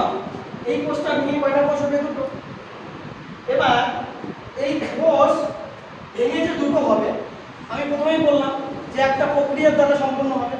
তো এই প্রক্রিয়াটাকে এখানে ভাগ করা, যদি মানুষের ক্ষেত্রে বলি, মানুষের ক্ষেত্রে একটা কোষ বিভাজন হতে সময় লাগে হচ্ছে 24 ঘন্টা, মনে রাখবে। তাহলে মানুষের ক্ষেত্রে অর্থাৎ মানব দেহে একটা কোষ বিভাজনের টাইম ডিউরেশনটা কত, 24 ঘন্টা। তো 24 ঘন্টার মধ্যে 23 ঘন্টা, কত ঘন্টা, এটাকে যদি টোটাল একটা কোষ বিভাজনের আমরা পিরিয়ড ভাবি, তার মধ্যে এই দুটো অংশকে ভাগ করে নেব, এই একটা বড় অংশ আর এই একটা ছোট অংশ, কয়টা পার্ট হলো টোটাল, দুটো পার্ট। তো এই যে বড় অংশটা, যে অংশটা সম্পন্ন হতে, যদি এখান থেকে স্টার্ট করি এই এখানে পর্যন্ত, এই পর্যায়টা সম্পন্ন হতে টাইম লাগে 23 ঘন্টা। কয় ঘন্টা টাইম লাগে, 23 ঘন্টা। এই 23 ঘন্টায় যে সময়কালটায় যে কাজগুলো হয়, সেটাকে বলা হচ্ছে ইন্টারফেস। বেশ, তাহলে একটা কোষ বিভাজনে টোটাল একটা কোষ ভাগ হতে মাত্র 1 ঘন্টা টাইম লাগে। একটা কোষ ভেঙে শুধু দুটো হবে, তার টাইমটা কত লাগে, 1 ঘন্টা। কিন্তু তার আগে প্রায় 23 ঘন্টা ধরে কি চলে, ইন্টারফেস চলে। আর এই ইন্টারফেসটাই হচ্ছে একটা গুরুত্বপূর্ণ পর্যায় কোষ বিভাজন, কারণ এই ইন্টারফেসের মধ্যেই যাবতীয় কাজগুলো হয়। তোমাদের একটা বেসিক উদাহরণ দিই, আজকে কোনো একটা প্রোগ্রামে কেউ যদি ডান্স করে, তার কিন্তু দেখবা প্রোগ্রাম মানে নামটা যখন অ্যানাউন্সমেন্ট হবে, অর্থাৎ সে যখন স্টেজে পারফরমেন্স করবে বা পারফর্ম করবে, তার 3-4 ঘন্টা আগে থেকে সাজা শুরু করে, হয় না? কি শুরু করে কিনা? কিন্তু দেখো গানটা কত মিনিটে, জাস্ট 3 থেকে 4 মিনিট। তাহলে তার ডান্সটা কমপ্লিট করতে সময় লাগে 3 মিনিট, কিন্তু তাকে সাজতে সময় লাগলো কত, প্রায় 2-3 ঘন্টা। তাহলে একটা কোষ যখন বিভাজন হয়, সেই কোষ বিভাজনের জন্য যাবতীয় যে কার্যক্রমগুলো, সেগুলো 23 ঘন্টা ধরে চলে। আর মাত্র বিভাজন হতে সময় লাগে কত, 1 ঘন্টা। তাহলে এই যে 23 ঘন্টা ধরে কোষ তাহলে কি করে, একটা কোষকে তুমি দেখছো, সে 23 ঘন্টা ধরে চুপচাপ থাকবে। এই ইন্টারফেসটাকে বলা হচ্ছে রেস্টিং ফেজ। কি বলা হয়, রেস্টিং ফেজ। তো রেস্টিং ফেজ কথাটা মানে কোষ রেস্ট নিচ্ছে, কিন্তু অ্যাকচুয়ালি সে রেস্ট নেয় না, সেই কোষের ভিতরে যাবতীয় কাজগুলো করে। কি কি কাজ করে দেখো, একটা কোষ থেকে যদি দুটো কোষ হয়, তাহলে তোমাদের মধ্যে একটা প্রশ্ন আসা উচিত, তাহলে কোষের একটা কোষের ভিতরে একটা মাইটোকন্ড্রিয়া থাকে, তাই না, একটা লাইসোসোম থাকে, বা যে উপাদানগুলো থাকে, সাপোজ যে একটা থাকে থাকলো, যে দুটো থাকে থাকলো, তাহলে দুইটা কোষ হতে গেলে তো সেগুলো ডাবল লাগবে, কি ডাবল লাগবে কিনা? তাহলে দুইটা কোষ হলে পরে একটা কোষে সব উপাদান থাকবে আর একটা তো থাকবে না, এটা তো হয় না, হয় কি না? তাহলে এই যে কোষীয় অঙ্গাণুগুলো এখানে কি হয়, কোষীয় অঙ্গাণুগুলো এখানে কি হয়, বিপাক হয়, বিপাক হয়ে বৃদ্ধি ঘটে, অর্থাৎ যেগুলো ডাবল হওয়া উচিত সেগুলো ডাবল হয়। ঠিক আছে? তো এই কাজগুলো কোথায় সম্পন্ন হয়, এই ইন্টারফেস, যেটা কত ঘন্টা ধরে চলে, 23 ঘন্টা। এই ইন্টারফেসটাকে আবার 3টা উপদশায় ভাগ করা যায়। কয়টা? আমি যদি এখান থেকে স্টার্ট করি, তো ইন্টারফেস 23 ঘন্টার মধ্যে 3টা দশা সম্পন্ন। একটা হচ্ছে G1 S জিটি। তাহলে এই 23 ঘন্টা ধরে এই তিনটা উপদশা সম্পন্ন হয়। এবার যে কোষটা ফার্স্ট, এটা তো কোনো না কোনো কোষ থেকে তৈরি হয়ে আসছে, এই কোষটা ভাগ হবে। তো এই কোষটার ভেতরে প্রথমে ফার্স্ট কি হবে, G1 দশাটা। এবার G1 দশায় কি হয়, এটাকে বলা হয় গ্রোথ 1 বা গ্যাপ 1 বা প্রথম বৃদ্ধি দশা। গ্রোথ মানে বৃদ্ধি, তাহলে এটা হচ্ছে প্রথম বৃদ্ধি দশা। অর্থাৎ এখানে কোষের কিছু উপাদান সেগুলো কি হবে, বৃদ্ধি হবে, কোষীয় কিছু উপাদানের বৃদ্ধি হবে। এবার দেখো এই জীবনের পরেই তো এস হবে, তাহলে এই এস এর জন্য যেটা দরকার, এস দশাটা হওয়ার জন্য যেটা দরকার সেটা এখানে ঘটবে, ঘটবে কি না? কারণ এটা যদি কমপ্লিট না হয় তাহলে এটা হবে না। তাহলে এটার জন্য যেটা দরকার সেটা এখানে ঘটবে। তাহলে এখানে কি হয়, বিভিন্ন ধরনের উৎসেচক সংশ্লেষ হয়। আর মনে রাখবে তোমার এই কোষ বিভাজনের জন্য একটা গুরুত্বপূর্ণ উৎসেচক হচ্ছে সাইক্লিন বা সিডি কে বলা হয়, যেটা এই কোষ বিভাজনের সময় কি করে খুব গুরুত্বপূর্ণ ভূমিকা পালন করে। তাহলে এই যে G1 দশাটা, এই দশাটার মধ্যে প্রোটিন সংশ্লেষের যাবতীয় উপকরণগুলো তৈরি হয়। তাহলে কোষীয় উপাদান, বিভিন্ন উপাদানগুলোর কি হয়, এখানে সংশ্লেষ ঘটে, ঠিক আছে? যেমন মাইটোকন্ড্রিয়া, গোলগি বস্তু, এগুলো কি হয়, এখানে বৃদ্ধি ঘটে, ঠিক আছে? এবার এটা হওয়ার পরে, G1 হওয়ার পরে তারপরে কোষ কি করবে, এস দশা। এইটা সবথেকে গুরুত্বপূর্ণ দশা। পরীক্ষায় এটা প্রশ্ন এসেছে এই সামনের বছর, যে কোষ বিভাজনের কোন দশায় কি হয়, তোমার ডিএনএ প্রতিলিপি গঠন করে। প্রতিলিপি মানে জেরক্স কপি, মানে এটা যেরকম ঠিক সেম আরেকটা। তাহলে কোষের ভেতরে কি থাকে, নিউক্লিয়াস থাকে, নিউক্লিয়াসের ভিতরে ক্রোমোজোম, ক্রোমোজোমের ভেতরে থাকে ডিএনএ। তাহলে ডিএনএ সংশ্লেষ বা প্রতিলিপি মানে কি, যদি 46টা থাকে তার মানে আরো 46টা ক্রোমোজোম কি হয়েছে, তৈরি হয়েছে। তাহলে 46টা থেকে আরেক যদি 46টা হয়, তাহলে তো 46 দুগুণা কত হয়, 92, তাই না? তাহলে 92টা যদি কারো শরীরে ইন্দ্রিয়া তৈরি হয়, ক্রোমোজোম তৈরি হয়, তাহলে সেটা আর মানুষ থাকে না, সে অন্য কোনো প্রাণীতে রূপান্তরিত হয়। কারণ মানুষ মাত্রে প্রত্যেকটা কোষে কয়টা ক্রোমোজোম থাকবে, তাহলে আমি যে বলতেছি ডাবলই হয়, প্রতিলিপি গঠন করা মানে তো ডাবল হয়। এবার দেখো অ্যাকচুয়ালি ক্রোমোজোমটা যদি আমরা গঠন দেখি, ক্রোমোজোম কিন্তু এরকম, যার মাঝখানে একটা গোলাকার অংশ থাকে যেটাকে বলা হয় সেন্ট্রোমিয়ার। আর সেন্ট্রোমিয়ার অঞ্চলে দুটো অংশ দেখতে পাচ্ছি, এই যে গোলাকার ডাম্বেলের মতো, এই দুটোকে বলা হয় ক্রোমোজোমের বাহু। আর এই টোটালটাকে বলা হয় ক্রোমাটিড। এখানে একটাই ক্রোমোজোম আছে। তাহলে এইরকম কয়টা কোষের ভিতরে এরকম কয়টা ক্রোমাটিড আছে, 46টা। তাহলে ক্রোমাটিড মানে হচ্ছে ওই 46টা যে ক্রোমোজোম, এই 46টা ক্রোমোজোম হচ্ছে এরকম। এরকম কয়টা আছে কোষের ভিতরে, 46টা আছে। তাহলে এবার যদি ডাবলিং হয়, তাহলে 46 গুণা তো এরকম 92টা হয়ে যাওয়ার কথা। তাহলে 92টা যদি হয়ে যায় আমাদের ভিতরে কোনো কারণে কোষ, মানে সরি ক্রোমোজোম যদি 92টা হয়ে যায়, আমরা মানুষ থাকবো, আমরা অন্য কোনো প্রাণী হই। তাহলে কি ঘটনা ঘটে, এই যে সেন্ট্রোমিয়ার অঞ্চলে যে ক্রোমাটিডটা আছে, এটাই বিভাজন হয়ে এই সেন্ট্রোমিয়ার অঞ্চলে যুক্ত হয়ে থাকে। এই যে দেখো এক, যেহেতু একটাই সেন্ট্রোমিয়ার তাই ক্রোমোজোম একটা। এবার যদি বলা হয় যে স্যার এখানে তো বললেন যে এইটা মানে একটা ক্রোমোজোম, যদি সিঙ্গেল থাকে তাহলে এটা একটাই ক্রোমোজোম হিসেবে ট্রিট হবে। যদি এটা সেন্ট্রোমিয়ার অঞ্চলে, আমি তখন তিনটা দিলাম, কয়টা দিলাম, তিনটা, তাহলে এখানে তিনটা ক্রোমোজোম আছে না, এই সেন্ট্রোমিয়ারের হিসাব করে ক্রোমোজোম। তাহলে একটা সেন্ট্রোমিয়ারে যতগুলো বাহুই যুক্ত থাক, ক্রোমোজোম কয়টা হবে, একটাই হবে। যখন এগুলো ভেঙে যাবে, এটা যদি ভেঙে যায়, এই একটা ক্রোমোজোম, এই একটা ক্রোমোজোম, তখন কিন্তু এগুলো আলাদা, কারণ কি এদের আলাদা আলাদা সেন্ট্রোমিয়ার আছে। কিন্তু যখন একটা সেন্ট্রোমিয়ারে অনেকগুলো বাহু যুক্ত থাকবে, তখন সেটাকে কিন্তু একটা ক্রোমোজোম হিসেবে কি করতে হবে, ট্রিট করতে হবে। তার মানে এখানে একটাই ক্রোমোজোম আছে, এটা পলিসেন্ট্রিক, ঠিক আছে? এটা একসাথে থাকে ডাইসেন্ট্রিক, আর এটা হচ্ছে মনোসেন্ট্রিক, মনে বুঝতে পারলে? তাহলে এই হচ্ছে ক্রোমোজোম। তো তাহলে এই এস দশায় কি হয়, ওই যে 46টা ছিল সুতোর মতো অংশ, সেগুলো ভেঙে কি হয়, 92টা হয় ঠিকই, কিন্তু ওরা কি হয়, পরস্পর একটা সেন্ট্রোমিয়ারের মধ্যে যুক্ত থাকে। তাহলে বুঝতে পারতেছিস যে এস দশায় কি হয়, এই ক্রোমোজোমটা ভেঙে আরেকটা হয় ঠিকই, কিন্তু ওরা একটা সেন্ট্রোমিয়ারে যুক্ত থাকে। এই জন্য বলা হয় একটা সেন্ট্রোমিয়ারে যদি যুক্ত থাকে তাহলে এখানে একটা ক্রোমোজোম হিসেবেই ট্রিট করা হয়। ঠিক আছে, একটা ক্রোমোজোম হিসেবে ট্রিট করা হয়। এটা যখন ভেঙে যাবে তখন আলাদা। তো এই একসাথে যুক্ত যে এই ক্রোমাটিড গুলো, এগুলোকে বলা হয় সিস্টার ক্রোমাটিড। কি বলে? সিস্টার। সিস্টার মানে কি? বোন, একই মায়ের জন্ম, একটা থেকেই তো তৈরি হয়েছে, এজন্য সিস্টার। আর যখন এটাই ভেঙে যাবে, আলাদা হবে, তখন এটার কিন্তু ক্যারেক্টার আলাদা হবে, তখন এরা হচ্ছে নন সিস্টার। তাহলে সিস্টার আর নন সিস্টার বুঝতে পারছিস? সিস্টার হচ্ছে যখন একটা সেন্ট্রোমিয়ারে দুইটা ক্রোমাটিড যুক্ত থাকবে তখন সেটা সিস্টার, আর যখন সেটা ভেঙে আলাদা হয়ে যাবে সেটা হচ্ছে নন সিস্টার। তাহলে এস দশায় যে ক্রোমোজোমগুলো থাকে সেটা সিস্টার না নন সিস্টার? অবশ্যই সিস্টার, কারণ এই একটা ক্রোমোজোম প্রতিলিপি গঠন করে যে আরেকটা ক্রোমোজোম তৈরি করে সেটা একটা সেন্ট্রোমিয়ার দিয়ে কি থাকে?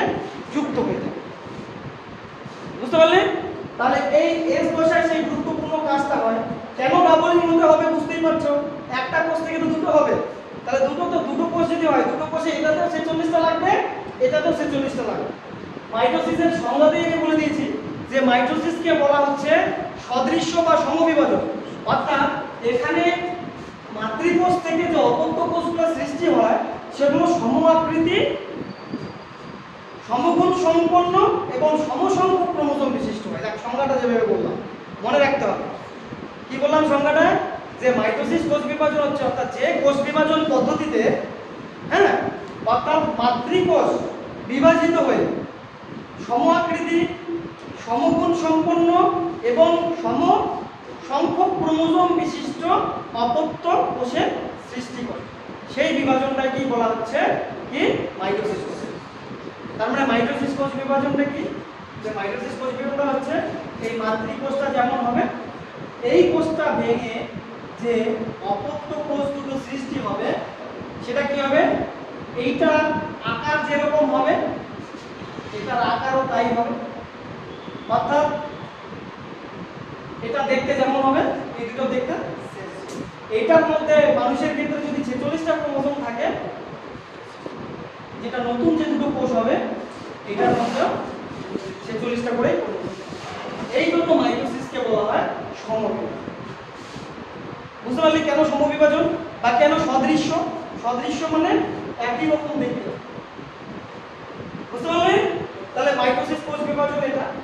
তো এবার মাইটোসিস কোষ বিভাজন যেটা নিয়ে আলোচনা হচ্ছে যে একটা নির্দিষ্ট পর্যায়ের মধ্য দিয়ে একটা কোষ বিভাজিত হয়, তার মধ্যে 23 ঘন্টা ইন্টারফেস হয়। এই 23 ঘন্টা ইন্টারফেসের মধ্যে আবার তিনটা উপদশা আছে। প্রথমে G1 হবে, তারপরে S হবে, এবার G2 যেটা আছে সেটাকে বলা হয় গ্রোথ 2 বা চরম বৃদ্ধি দশা। মানে কারণ এটা শেষ হলেই কোষটা কিসে ঢুকে যাবে? বিভাজন দশায় ঢুকে যাবে। তখন শুধু কোষ ভাগ হলেই হয়ে যাবে, কারণ আমাদের মেইন টার্গেট হচ্ছে কোষ ভাগ হওয়া, একটা কোষ থেকে দুটো। তো 23 ঘন্টা ধরে যখন এই তিনটা ইন্টারফেসের দশা সম্পন্ন হবে তারপরে একটা কোষ আর 1 ঘন্টার মধ্যে ও কি হয়ে যাবে? বিভাজন। এবার এই যে 1 ঘন্টা এই পিরিয়ডটা এটা কতটুকু লাগে সময়? এখানেও একটা ইম্পর্টেন্ট দশা সংঘটিত হয়। তো ইন্টারফেসটা আগে ভালোভাবে হবে, তারপরে না এটা হবে। একটা বাচ্চা স্টেজে পারফরম্যান্স করবে যদি না ভালোভাবে না সাজে, তাহলে দেখা গেলো শাড়িটা ভালোভাবে পরলো বা জুতাটা ভালোভাবে পরলো, ডান্স করতে গিয়ে তো শাড়িও খুলে যেতে পারে, জুতাও খুলে যেতে পারে, তাই না? তাহলে এই যে শাড়ি খুলে যাওয়া, জুতা খুলে যাওয়া, এটা হচ্ছে এই 23 ঘন্টা কোষে যেটা ঘটে সেটা হচ্ছে এটা প্রারম্ভিক দশা, কোষ বিভাজনের প্রারম্ভিক দশা। এই দশায় কোষ এই তিনটা উপদশা অতিক্রম করবে, তারপরেই সেটা বিভাজন দশায় প্রবেশ করবে। এবার এখানে আরো গল্প আছে। আরো গল্প কি? এই G1 দশার মধ্যে, G1 দশায় যে কাজগুলো হওয়ার কথা সেই কাজগুলো যদি ঠিকঠাক না হয় তাহলে একটা কোষ সারা জীবন এই দশাটার মধ্যে পড়ে থাকে, অর্থাৎ সেই কোষ আর বিভাজিত হয় না। যেমন স্নায়ু কোষ, স্নায়ু কোষ বিভাজিত হয় না। পরীক্ষার প্রশ্ন আসে যে কোন কোষ বিভাজনে অক্ষম? স্নায়ু কোষ। আর কালকে বললাম যে স্নায়ু কোষ কি? স্নায়ু কোষ হচ্ছে মানবদেহের দীর্ঘতম কোষ, মানবদেহের সব থেকে লম্বা কোষের নাম কি? স্নায়ু কোষ। এই স্নায়ু কোষ বিভাজিত হয় না, কেন হয় না? সেই কারণটা হচ্ছে এই জীবাণু দশায় ওর যে সেন্ট্রোজোমটা ছিল, কোষের ভিতরে তো সেন্ট্রোজোম থাকে, এই সেন্ট্রোজোমের বিভাজন হয় না। আর এই সেন্ট্রোজোম কোষ বিভাজনে একটা গুরুত্বপূর্ণ ভূমিকা পালন করে, সেটা পরে বলবো। সেন্ট্রোজোম কোষ বিভাজনের সময় বেম তন্তু গঠন করে। কি গঠন করে? বেম তন্তু। সেটা কি বেম তন্তুটা কি সেটা পরে বুঝবো। হ্যাঁ, তাহলে এই যে ইন্টারফেস দশায় যদি জীবাণু দশাটা ঠিকঠাক ভাবে কমপ্লিট না হয়, তাহলে সেই কোষের কিন্তু আর পরের দশাগুলো হবে না। তাহলে পরের দশাগুলো যদি না হয়, সে কি বিভাজন দশায় আসতে পারবে? সেই কোষ কি আর বিভাজিত হবে? তখন সে একটা কোষ সারা জীবন আগে যেরকম ভাবে তৈরি হয়েছিল, সারা জীবন যতদিন বেঁচে থাকবে ওইভাবেই থাকবে। যেরকমটা হচ্ছে স্নায়ু কোষ। স্নায়ু কোষ বলতে নিউরন। স্নায়ু কোষ কখনো বিভাজিত হয় না। কেন? স্নায়ু কোষের সেন্ট্রোজোমটা কি থাকে? নিষ্ক্রিয় থাকে। কারণ এখানে সেন্ট্রোজোমের বিভাজন হওয়ার কথা ছিল জীবাণু দশায়, কিন্তু সেন্ট্রোজোমটা বিভাজন হয়নি, যার জন্য স্নায়ু কোষ আর বিভাজিত হয় না। এবার এই যে ইন্টারফেসটা যদি ঠিকঠাক ভাবে কমপ্লিট না হয়ে কোনোভাবে একটা কোষ বিভাজন হয়, তাহলে সেক্ষেত্রে আরো বিপদ। কি বিপদ? যে আমি এর আগের দিন বলছিলাম যে আমাদের শরীরে টিউমার হয়, শরীরে মাংস ফুলে যায় জায়গায় জায়গায়, তাই না? তো কিছু কিছু ক্ষেত্রে দেখা যায় যে একটা অংশের মধ্যেই একটা উঁচু, যেটাকে উপবৃদ্ধি বলে, মানে একটা অংশ এক্সট্রা ফুলে থাকা, অর্থাৎ সেখানে আমরা কি বলি? মাংস বেড়ে গেছে। তো এই মাংস বেড়ে যাওয়া অংশটাই হচ্ছে টিউমার। তো যদি কোনো একটা শরীরের নির্দিষ্ট স্থানে ওই জিনিসটা আমরা দেখতে পারি, সেটাকে আমরা টিউমার বলি। সেই টিউমারটা হচ্ছে বিনাইন টিউমার। কি টিউমার? Benign tumour. অর্থাৎ এই টিউমারটা কিন্তু অতটা ক্ষতিকারক না, ঠিক আছে? এই বিনাইন টিউমারটা এবার কি দেখা গেল, আমাদের একটা হাত, এই হাতের এই যে প্রত্যেকটা অংশের মধ্যে তো কোষ থাকে, এই জায়গায় যে কোষগুলো ছিল ওর বিভাজন হয়ে যতটুকু হওয়ার কথা সেটা না করে অনেকগুলা কোষ হয়ে গেছে।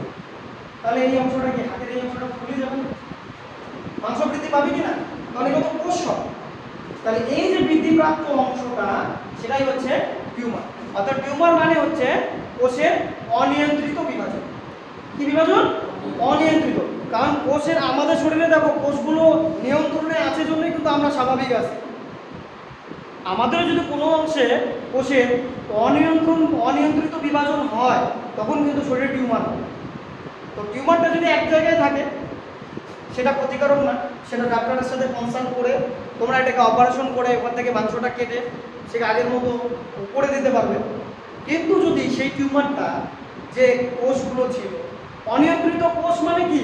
সেই কোষগুলো আমাদের শরীরের পক্ষে কোনো কাজের না। তো সেই কোষগুলো যখন রক্তের মধ্য দিয়ে শরীরের অন্যান্য অংশে ছড়িয়ে যাবে, সেটাকে বলা হয় ম্যালিগন্যান্ট টিউমার। অর্থাৎ যেখানে যেখানে ছড়িয়ে যাবে সেই জায়গায় টিউমার হয়ে যাবে, সেটাই হচ্ছে ক্যান্সার। তাহলে ক্যান্সারটা বুঝতে পারলে কি? ক্যান্সার হচ্ছে আমাদের শরীরের কি অনিয়ন্ত্রিত কোষ বিভাজন। আবার ক্যান্সারের জন্য দায়ী একটা জিন আছে, তোমরা লিখে রাখতে পারো যে ক্যান্সারের জন্য দায়ী জিনটা হচ্ছে অঙ্কোজিন। কি জিন? অঙ্কোজিন।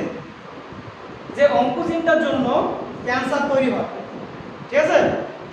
তো এবার ওই যে বিনাইন টিউমারটা কি করলো, আমাদের সারা শরীরে বিভিন্ন অংশে ছড়িয়ে গিয়ে টিউমার তৈরি করলো।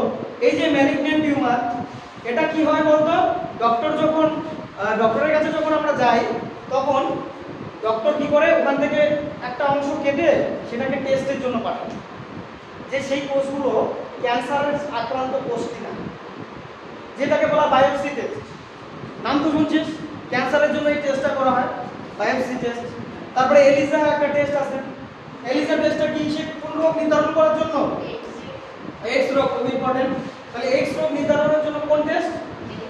এটা বারংবার এখানে যখন পরীক্ষাগুলো নেওয়া হয়েছিল এই কোশ্চেনটা দেওয়া হয়েছিল যে কিছু আমাদের রোগ নির্ণয়কারী কিছু টেস্ট, তাই না? যেমন পেসমেকার, তারপরে হচ্ছে ডায়ালাইসিস। পেসমেকারটা হচ্ছে আমাদের হৃৎপিণ্ডে করানো হয়, পেসমেকার হৃৎপিণ্ডে বসানো হয়। তারপরে ডায়ালাইসিস, যদি কারো কিডনি ইফেক্ট হয়, মানে খারাপ হয়, তখন ওই ডায়ালাইসিস করা হয়, তাই না? তো এগুলো বিভিন্ন ধরনের এই পরীক্ষা, তোমার বিভিন্ন চিকিৎসা সংক্রান্ত এই পরীক্ষাগুলো মনে রাখতে হবে কোনটা কিসের সাথে রিলেটেড, ঠিক আছে? এলিজা টেস্টটা হচ্ছে কিসের? এইডস এর টেস্ট। তারপরে বায়োপসি টেস্ট বললাম, ক্যান্সার কোনো কোষ আমাদের শরীরের ক্যান্সারে আক্রান্ত কিনা সেটা পরীক্ষা করার জন্য কি ব্যবহার করা হয়? এই বায়োপসি টেস্টটা ব্যবহার করা হয়। ঠিক আছে?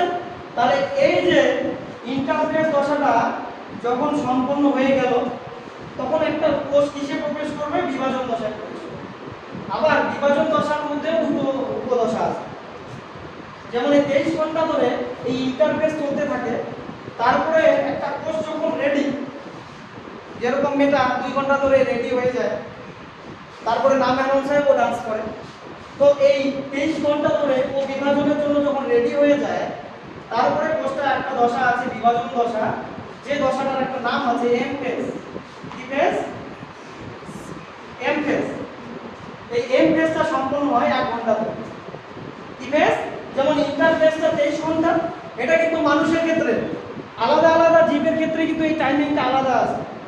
বুঝতে পারলি? যেমন ইস্টে 90 মিনিট। কত? 90 মিনিট। ইস্ট কিন্তু দ্রুত বংশবৃদ্ধি করে। ইস্ট কিন্তু একটা ছত্রাক। ইস্ট কি শিল্পে ব্যবহার করা হয়? বেকারি শিল্পে আর মাদক শিল্পে, মদ তৈরির ক্ষেত্রে, তাই না? কারণ এদের কোহল সন্ধান হয়। ইস্টে কি হয়? কোহল সন্ধান। কোহল মানে অ্যালকোহল তৈরি করে। ঠিক আছে? তাহলে এই যে এই 1 ঘন্টা যে দশাটা, সেই দশাটার নাম কি? এম ফেজ, বা এটাকে বাংলাতে বলা হয় মাইটোটিক ফেজ। তাহলে এই মাইটোটিক ফেজে আবার দুটো ঘটনা ঘটে। কি ঘটনা ঘটে? এই মাইটোটিক ফেজে দুটো ঘটনা ঘটে।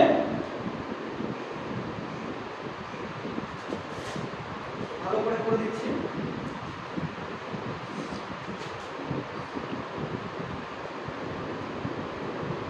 এই 23 ঘন্টা ইন্টারফেস হয়েছে। এবারে এই 1 ঘন্টায় যে ফেজটা হবে, এটাকে বলা হয়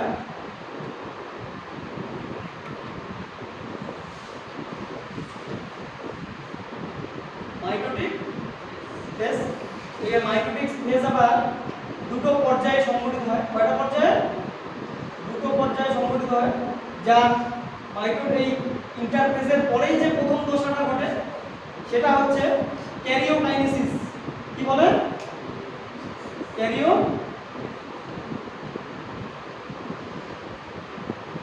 বা এটার বাংলা মানেটা হচ্ছে নিউক্লিয়াসের বিভাজন।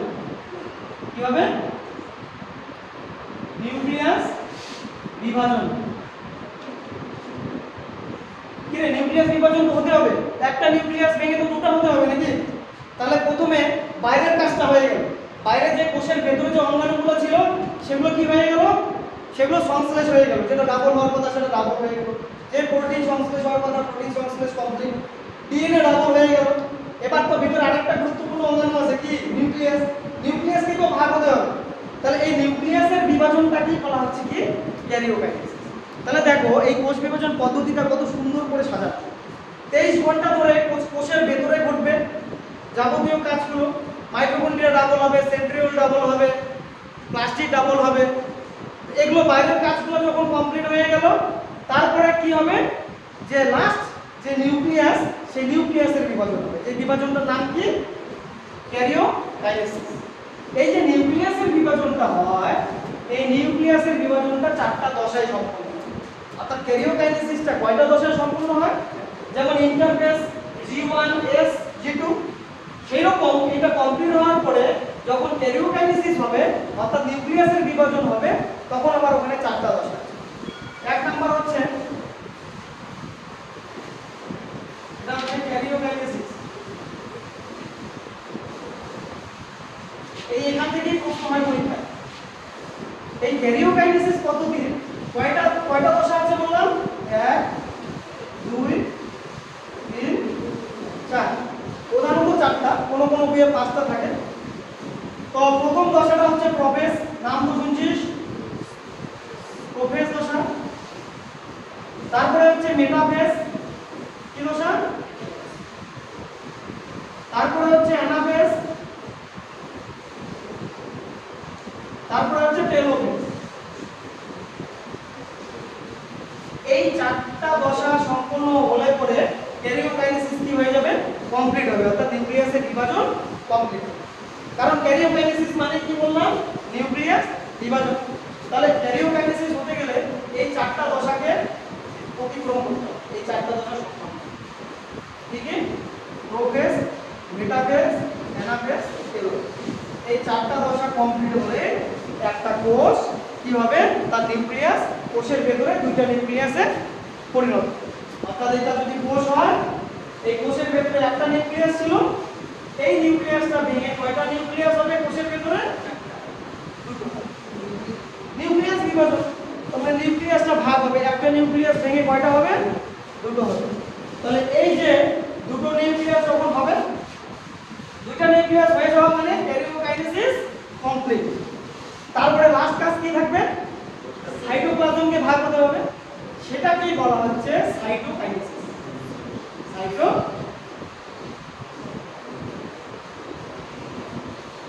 বুঝতে পারলে? তাহলে কত সুন্দরভাবে পর্যায়গুলো সাজানো হয়। প্রথমে ইন্টারফেস কমপ্লিট হবে। ইন্টারফেস কমপ্লিট হওয়া মানে কি, কোষের ভেতরের যে অঙ্গাণুগুলো সেগুলো সংশ্লেষ হলো। এবার তারপরে একটা কোষ ঢুকবে বিভাজন দশা। বিভাজন দশার প্রথমেই হবে কি, ক্যারিওকাইনেসিস। ক্যারিওকাইনেসিস মানে একটা নিউক্লিয়াস ভেঙে কয়টা নিউক্লিয়াস হবে? দুটো হয়ে যাবে। এবার ক্যারিওকাইনেসিস যখন কমপ্লিট হয়ে গেল, তাহলে এবার কোষের উপাদানগুলো এদিকে অর্ধেক গেল, এদিকে অর্ধেক গেল, দুইটা নিউক্লিয়াস আলাদা আলাদা হয়ে গেল। এবার লাস্ট কাজ কি থাকলো? এই যে কোষ পর্দাটা কি হবে, মাঝ বরাবর কি হবে? ভাগ। তো এই কোষ পর্দা বা সাইটোপ্লাজম এটা যখন দ্বিখণ্ডিত হবে, হয়ে কয়টা কোষ হবে? দুটো হবে। তো এই যে সাইটোপ্লাজমটা ভাগ হয়ে যখন দুটো নতুন কোষের সৃষ্টি হবে, সেটা কি বলা হচ্ছে? সাইটোকাইনেসিস। এই সাইটোপ্লাজমের বিভাজন জন্য এটাকে কি বলা হয়? সাইটোকাইনেসিস। ক্যারিওকাইনেসিস মানে নিউক্লিয়াস বিভাজন। কত সুন্দর সিস্টেমেটিক হয়। এটা নির্দিষ্ট পর্যায়ে ঘটে। এটা মাইটোসিসের ক্ষেত্রেও পাবো, এরপরে যে মিয়োসিস করব, মিয়োসিসও পাবো। কিন্তু আমরা অ্যামাইটোসিসে পেয়েছি কি? এই পর্যায়গুলো পাইছি বা বলা হয়েছে কি? কারণ ওর ক্ষেত্রে থাকেই না। তো এই জন্য অ্যামাইটোসিসকে কি বলা হয়? প্রত্যক্ষ বিভাজন। ওর সরাসরি কি হয়, নিউক্লিয়াস এবং সাইটোপ্লাজম ভাগ হয়ে দুটো কোষ তৈরি হয়। আর দুটো কোষ মানে দুটো জীব, কারণ ওরা এক কোষই জীব। একটা জীব মানে একটাই কোষ। আমাদের কি, আমরা যে, আমি যে একটা জীব, আমার ভেতরে কি একটা কোষ আছে? না, আমাদের তো অসংখ্য মিলিয়ন বিলিয়ন পরিমাণে কোষ আছে। কিন্তু যেটা এক কোষই নিম্ন শ্রেণীর যে জীব, অ্যামিবা, এই মধ্যে কিন্তু একটাই কোষ। একটা কোষ মানে একটা, তাহলে একটা কোষ ভেঙে যখন দুটো হবে, দুটো জীব। তো এই যে পর্যায়গুলো সম্পন্ন হওয়ার মধ্য দিয়ে একটা কোষ বিভাজিত হয়ে কয়টা কোষে পরিণত হয়? দুটো কোষ হয়। সেই কোষগুলো ভেঙে আবার কয়টা হবে? আবার দুটো করে হবে। এইভাবে চলতেই থাকবে। আর এইভাবে কোষ বিভাজিত হয়ে হয়ে আজকে কিন্তু আমরা এক কোষী থেকে আজকে বহু কোষী জীবে পরিণত হই। যেমন একটা ঘর তৈরি করতে গেলে প্রথমে যেখান থেকে শুরু হয় সেখানে কিন্তু একটা ইটই বসায়, তাই না? তারপরে সিমেন্ট মশলা দিয়ে তার ইটের উপর ইট গেঁথে গেঁথে একটা ওয়াল, তারপরে দুইটা ওয়াল, তারপরে তিনটা ওয়াল, তারপরে চারটা ওয়াল, তারপরে একটা সুন্দর ঘর। তো সেই রকম এই কোষগুলো বিভাজিত হতে হতে আমাদের জীবনেও গঠিত হয়। এই জন্য প্রথমে বললাম কোষকে বলা হয় গঠনগত একক। আর কোষের ভিতরে বিভিন্ন যাবতীয় ক্রিয়াকলাপগুলো ঘটে, বিপাক ক্রিয়াগুলো নিয়ন্ত্রণকারী হলো কোষ। আমাদের শরীরে বিভিন্ন বিপাক ক্রিয়া নিয়ন্ত্রণ করে, এই জন্য কোষকে বলা হচ্ছে কার্যগত একক। বুঝতে পারলে? তো আমি কিন্তু এই ক্যারিওকাইনেসিস যে প্রোফেজে কি হয়, মেটাফেজে কি হয়, অ্যানাফেজে কি হয়, টেলোফেজে কি হয়, এগুলো কিন্তু সুন্দর করে ব্যাখ্যা করতে হবে। এই ভিতর থেকেই প্রশ্নগুলো হয়। তো এগুলো আজকে আমরা করব না। আজকে খালি দেখলাম যে এই ক্যারিওকাইনেসিস বা নিউক্লিয়াসের বিভাজনের এই চারটা দশার মাধ্যমে সম্পন্ন হয়, এটা জানলাম। এর পরের দিনের ক্লাসে আমরা এগুলো ডিটেইলস নিয়ে আলোচনা করব। ঠিক আছে? কারণ এগুলো ভিতর থেকেই প্রশ্ন। তাহলে আজকে এখানেই ক্লাসটা আমি বন্ধ করলাম। ঠিক আছে? নেক্সট ক্লাসে আমরা ক্যারিওকাইনেসিসটা থেকে আবার ডিটেইলসে সুন্দর করে আলোচনা করব। ঠিক আছে? তাহলে তোমাদের সবাইকে ধন্যবাদ। তাহলে আজকে ক্লাসটা এখানেই শেষ হলো। ঠিক আছে?